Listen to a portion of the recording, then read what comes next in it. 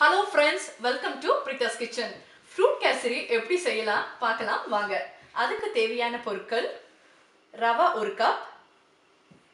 நம்ம எடுத்த ரவை கப்லயே 2 கப் sugar. நான் ஒரு 5 fruits எடுத்துர்க்கேன். Apple, grapes, banana, pineapple, pomegranate. ஒரு 3 ஏலக்காவை 1 டேபிள்ஸ்பூன் sugar போட்டு மிக்ஸி ஜார்ல இப்படி அரைச்சு வச்சிருக்கேன். garnishingக்கு dry grapes, cashew and ஒரு pinch saffron எடுத்துர்க்கேன். தேவையான அளவு ghee and water.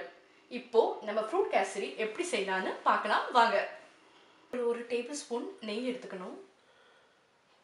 ஒரு டேபிள்ஸ்பூன் நெய் ஊற்றிட்டு நம்ம ரவையை ஒரு 2 to 3 minutes ரோஸ்ட் பண்ணி எடுத்து வச்சுக்கலாம்.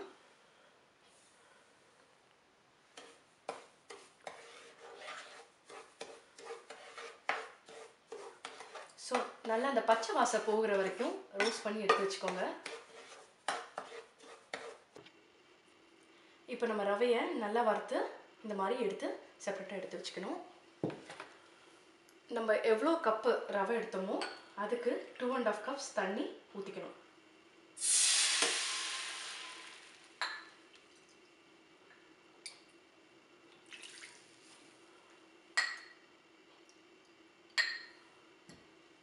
ஸோ 2.5 cups தண்ணி ஊற்றிட்டோம். ஸோ தண்ணி நல்லா பாயில் ஆகணும். இப்போது நம்ம இது கூடவே நம்ம 2 cups சுகரையும் ஆட் பண்ணிடலாம்.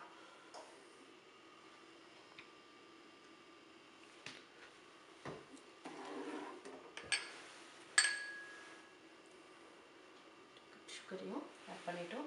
ஸோ இது ஒன்ஸ் வந்து ஒரு 5 to 10 minutes வந்து நல்லா பாயில் ஆகணும்.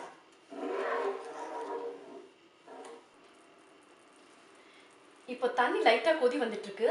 ஸோ இந்த டைமில் நம்மளோட சாஃப்ரானை நம்ம போட்டுருவோம். நான் ஃபுட் கலர் வந்து இதுக்கு யூஸ் பண்ணலை, அதனால சாஃப்ரான் போடுறேன். சாஃப்ரான் வந்து ஒரு எல்லோயிஷ் கலர் உங்களுக்கு கொடுக்க ஆரம்பிச்சிடும். ஸோ இதோட ஃப்ளேவர் வந்து ரொம்ப சூப்பராக இருக்கும்.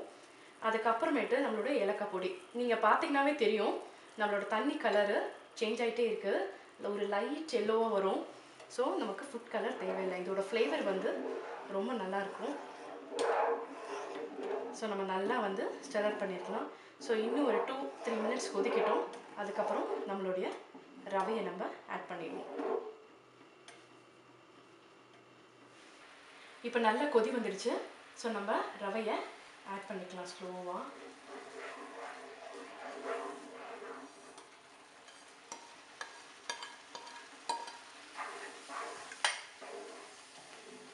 ஸோ நல்லா கிண்டி விட்டுக்கோங்க.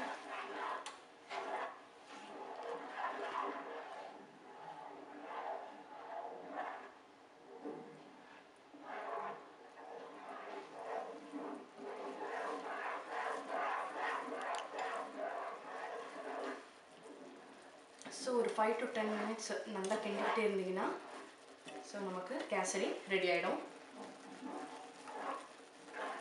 இப்போ வந்து நமக்கு அந்த தண்ணி எல்லாம் வந்து ஸ்டிம் ஆகிடுச்சு. ஸோ இதுக்கப்புறம் நம்மளோட கீயை ஆட் பண்ணிக்கலாம். தேவையான கீ ஆட் பண்ணிக்கோங்க. ஸோ நான் ஒரு 3 to 4 tablespoon கீ போட்டுக்கிறேன். ஸோ கீ போட்டு கேசரி நல்லா கிண்டிக்கோங்க. ஸோ நல்லா ஸ்டெரர் பண்ண ஆரம்பிங்க. ஒட்டாதபடி இல்லைன்னா ஒட்டிடும். இந்த ரவையும் நெய்யும் நல்லா கலக்கி விட்டுக்கோங்க மிக்ஸ் ஆகிற வரைக்கும். ஸோ நல்லா அது ரெண்டும் மிக்ஸ் ஆகட்டும். ஸோ இப்போ வந்து பேனில் வந்து நம்ம ரவை வந்து ஒட்டவே கூடாது. ஸோ அதுதான் நமக்கு ஒரு பதம். ஸோ இது வந்து ஃபைனலாக நம்மளோட எல்லாரோட ஃப்ரூட்ஸ் ஆட் பண்ணிக்கலாம். ஸோ நான் கிரேப்ஸ் போடுறேன், பைனாப்பிளும் போடுறேன், பனானா ஆட் பண்ணுறேன், ஆப்பிள், pomegranate, கார்னிஷிங்க்கு முந்திரி பருப்பு, திராட்சை.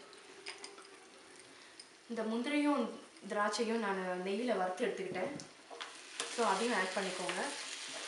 ஆட் பண்ணி ஃபைனலாக போட்டுடுங்க. ஸோ நல்லா மிக்ஸ் பண்ணிக்கோங்க. ஒன் ஃப்ரூட்ஸ் போட்டு நீங்கள் ரொம்ப நேரம் மிக்ஸ் பண்ண வேண்டாம். ஃப்ரூட்ஸ் போட்டு இது ஆல்மோஸ்ட் எல்லாமே ரெடி ஆகிடுச்சு.